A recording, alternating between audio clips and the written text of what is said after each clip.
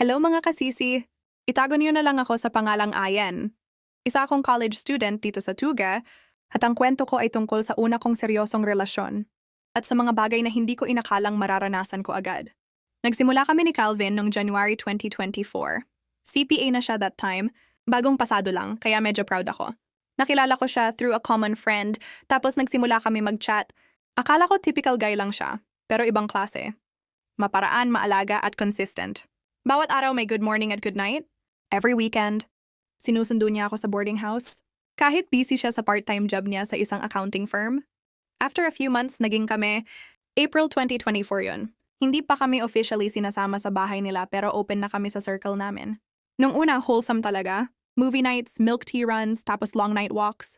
Pero habang tumatagal, nagiging mas intimate. Nung mga around 5 months na kami, naging mas open na siya sa lambing.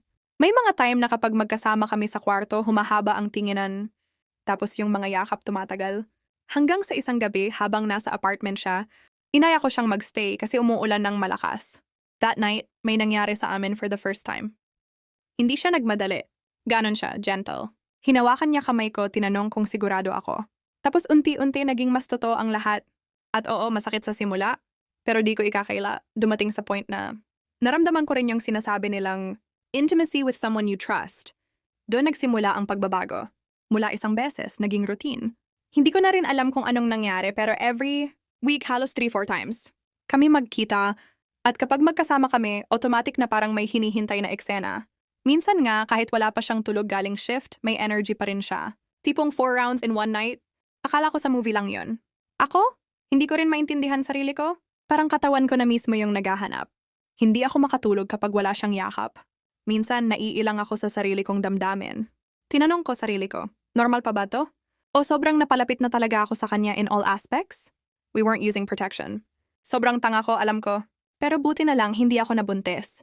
Pero yung part na sinabi niya sa akin na kung sakali man, paninindigan kita. Aminin ko, kinilig ako. May takot pero may tiwala rin. Ngayon, more than a year na kami. Stable naman. Pero deep inside, minsan napapatanong pa rin ako, masyado ba akong nadala sa init ng pagmamahal?